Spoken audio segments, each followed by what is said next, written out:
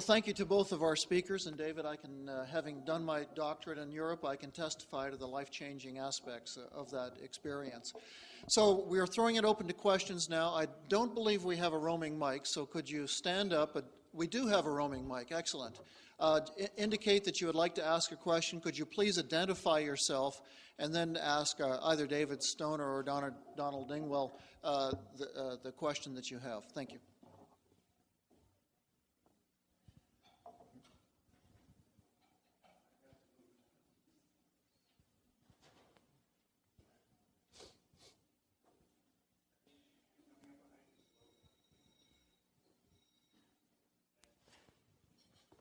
Question about the NSF program. I think that's absolutely wonderful, and I would have loved to have that because I won an NSF Career Award many years ago. But one of my questions relates to a comment that was made this morning in terms of trying to get more women engaged. And we're going to, in the U.S. we have a increasingly dual body career family situation. We see an increasing number of graduate students that are married graduate students, and they have two incomes. They often many of them have children.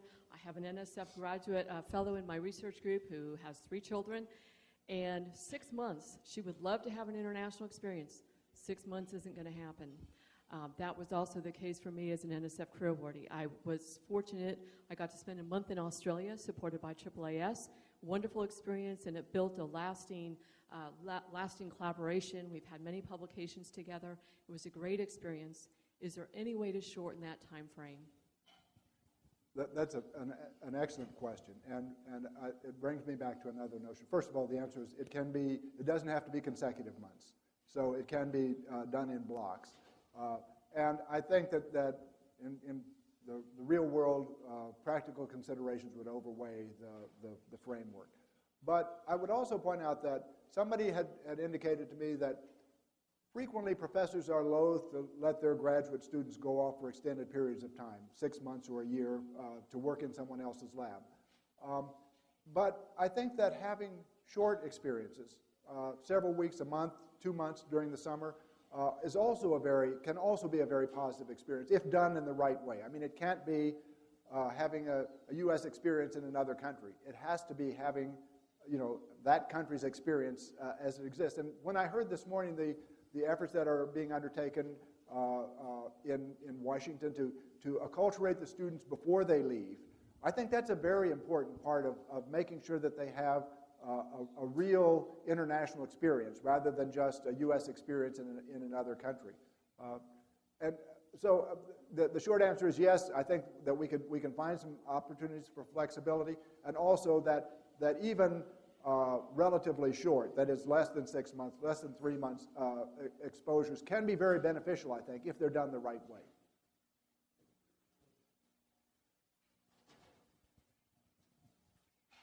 Hello, I'm Lourdes Echegoyen from the University of Texas at El Paso, and I'm very interested in figuring out how to give those experiences to undergraduate students. My understanding is that funding agencies in the U.S. are cutting the programs to send undergraduate students to do research abroad. However, those experiences are invaluable and begin the process of training the students to understand the value of international experience later on in their lives. So the National Science Foundation has a program called International Research Experiences for Students, which is focused on undergraduates. It's a relatively small program. It's a couple of $1 million a year. We also have a program called Research Experiences for Undergraduates. What we're trying to do is to meld those two programs. The International Research Experiences for Students is out of the International Office. The Research Experiences for Undergraduates is in the Research Directorates. And we're trying to put those two together to say, look, if you're having a research experience for undergraduates and it has an international component, that's really fulfilling what we're trying to do, is get undergraduate students to have an international research experience and to get some ownership by the research directorates. And again, rather than have them say, oh, it's international, go to the international office, we want them to say, oh, it's international, what a wonderful experience. We want to have internationally trained undergraduates in our disciplines as well. So those programs are never going to meet the need. there just is not enough resources at NSF to send every bright undergraduate to have an international experience. But I think it can serve as a source of understanding about promising practices, about what it takes for students to have good research experiences and to have also good international experiences, which is really the key. Britt Holbrook from the University of North Texas. Thanks a lot for coming and talking about the ERC. I think it's really one of the most fascinating funding agencies out there. One of the things that I really like about it is the emphasis on everything being bottom up. And I wanted to try to get you two perhaps to have a bit of an exchange on this issue, because one of the other most interesting, not quite funding agencies, but organization of funding agencies is the Global Research Council. But one of my qualms about it is it seems to be so top-down.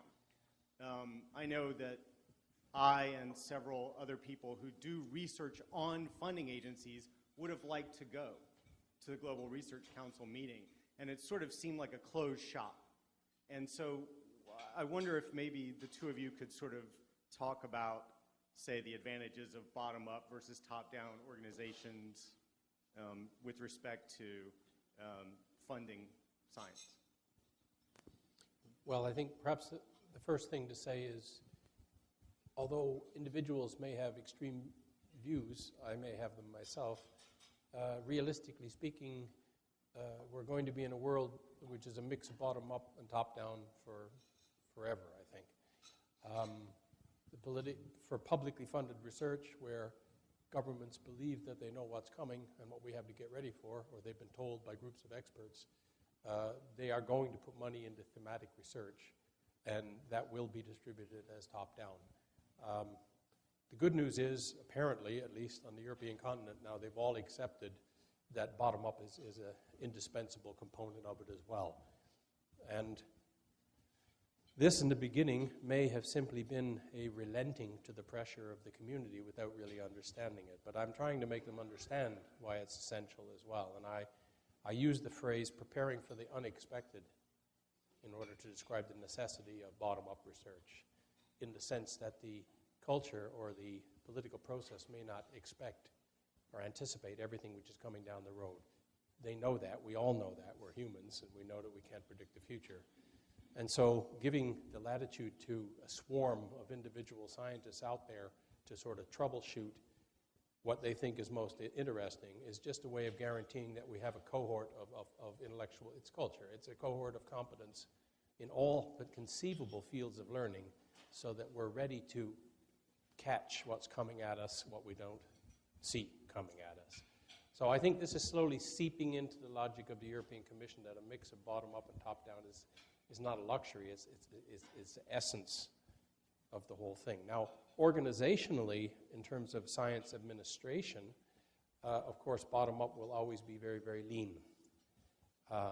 But the initiative which has been taken with the Global Research Council may, in my opinion at least, be a slight misnomer of what it's actually attempting to be. In essence, it's a meeting of research councils, but it's absolutely necessary, what's happening there, and it's another step, I believe, in the right direction towards a more global sharing of the research talent that we have in order to get our problems solved. I mean, all the big problems are becoming global, and we have this talent scattered across the globe by whatever accident of birth, and we need the best talent to solve the problems. And all that we've been doing historically, for various reasons, including military reasons on all sides, has been throwing roadblocks in the way of their mobility and their collaboration with each other. And I think in almost all of the research-intensive economies of the world now, this is realized now as being fully insufficient to cope with what's coming at us. And that's why you see very positive signs coming out of many, many, many countries. And I see the creation of the Global Research Council as a symptom of this realization that we cannot simply not speak to each other on a regular basis. Will it happen with the speed and with the results that I want? I don't know. But I would say let's remain optimistic on it. And I think that the easy themes, which are difficult topics, will be worked through fairly quickly at the speed or the frequency with which these meetings are taking place. And then at the end of the day, we'll be waiting the big question: when are we going to be so far that we're really willing to share resources to globally fund research? But you won't, with a name like Global Research Council, you will not be able to avoid that question. It's just a question of when. The point you raised is a good one, and I think that NSF has always defined itself as a bottoms-up organization. The Global Research Council is, at least at this stage, not setting a research agenda. So the top-down notion of it is principles for international engagement. What are the principles that we need to agree upon to make international engagement easier for us? Merit review, research integrity, open access, those kinds of issues. But I think Donald is exactly right that if you look downstream, the unavoidable question is, how do we share resources in the most efficient way? Because the resources are never going to meet the needs. And from my own personal perspective, and this is politically unpopular or perhaps untenable right now in the U.S., but NSF should be perfectly happy to fund good research wherever it's occurring. Because I don't care where the next advance in a cure for cancer happens. If it's happening in some place in Somalia, there's a bright researcher there doing it, we should be there. We should be helping that person do their research. And we should have a U.S. researcher there helping them if that's possible, collaborating with them. But politically, that's not easy to sell in these days. Hopefully, and I agree with Donald in my heart, that I hope that I'll live to see the day when people of every country say it's important for us to expand the knowledge base wherever that expansion occurs, and if it's in a place that cannot provide the resources, then we have an obligation to provide those resources. Yeah. I have a question for Dr. Dingwell. This is Gabriel.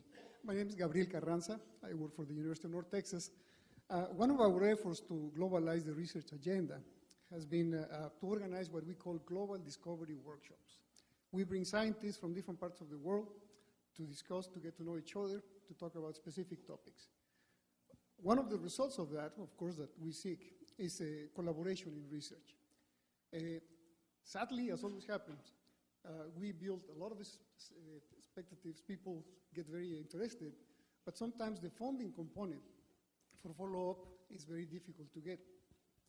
After looking at your presentation and the flexibility that you have, I was wondering if you have any models in which the European Research Council has funded multinational research in particular topics, and perhaps we could use that one as a result of these discovery workshops to encourage this multinational research collaboration. Let me try to answer on two levels. As I mentioned earlier, there is no area-based exclusivity on the problems which can be addressed by European Research Council grants. So they can literally be a problem in Somalia or in South Africa or in North Texas, and is a legitimate subject of study. We do have the restrictions that I mentioned so far, and we have not as yet as an institution reached out to be funding what is truly, from our side, international research. Where we will be in 2 or 3 or 4 years, we're getting a new president on the 1st of January, and where he or she will lead us is pretty wide open, because in the end, the decisions fall to these 22 people and what they see as the necessities for the future. And it's even conceivable that the Council of 22 becomes the Council of 25 in a few years, and we have an American sitting on there, and an Indian sitting on there, and a Chinese person sitting on there. Why not? The discussion in Europe today is not yet ripe. I'm happy to say that in North Texas, but I wouldn't say it in northern Spain, because, as you know, there's a lot of agony going on in some parts of Europe financially. But let's get through this budget round. Let's get locked up in our budget for the next 7 years. Let's get a new president, and then let's see where this person is able to take us. I think we have one more question over in this corner. Gad Perry, Texas Tech. I'm relatively new to this game, so I could be wrong, but it seems to me like we've mostly been talking about this from one side, sending Americans on the American side, sending Americans somewhere else. And for every American that goes to every country we talked about, there's one American who's exposed to the rest of the world.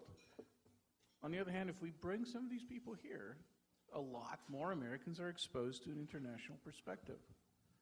And my sense is we have almost no funding mechanisms for doing that, for specifically supporting faculty coming here to do research, for specifically supporting graduate students coming here to do research, even undergraduates. What's the chance of doing something like that?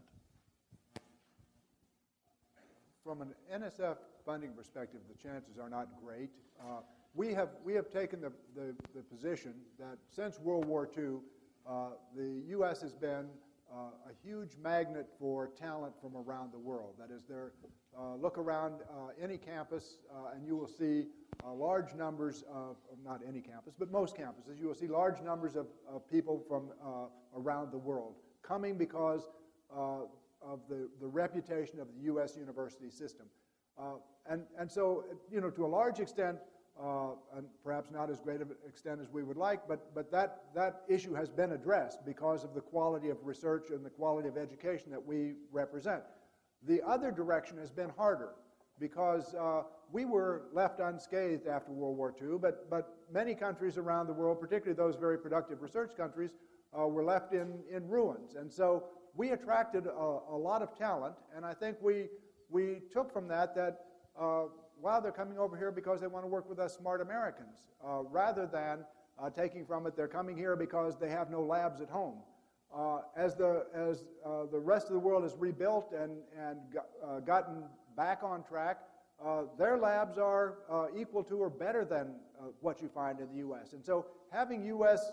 students and researchers learn that lesson, have that experience, we think pays those dividends as well. So historically, at least for the past 50 or 60 years, the trend has been much more international students and researchers and faculty coming to the U.S.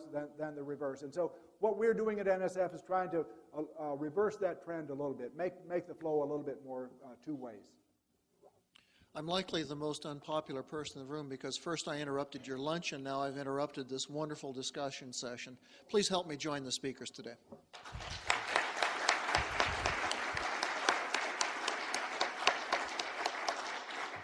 And now Dr. Rick Nader will come to the lectern.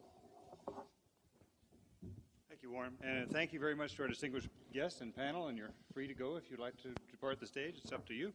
And I want to make just a couple of housekeeping announcements for this afternoon. At 2 o'clock or thereabouts, but hopefully right at 2 o'clock, everything starts, which means there will be a series of room chairs. Now let me identify Dr. Pam Padilla. Are you here in the room? Pam is session chair. We also have Dr. Angela Wilson, which you've already heard from. Dr. Jin Cheng Du. There you are. Sorry, you moved. Okay. And Dr. Derek D'Souza, who I saw in the middle. So those are going to be the sort of police of the sessions, but we want them to be, and for your presentations, to be on time so that people kind of treat each of the breaks as like a little intermission. And so if you like to go to one session in Austria, and then perhaps you want to go to the next session in a different room, you don't feel badly about that. Just do it, because we want this to be useful to you. And then tonight at the reception, which starts at 5 o'clock, we will be in the Alumni Center, and which is up on the next level ups, and that starts at 5 o'clock and goes till 7 o'clock. So are there any questions or any issues or burning issues they have to do? Okay, well, thank you very, very much, everyone, for a wonderful morning and a lunch, and we look forward to this afternoon session. Thank you.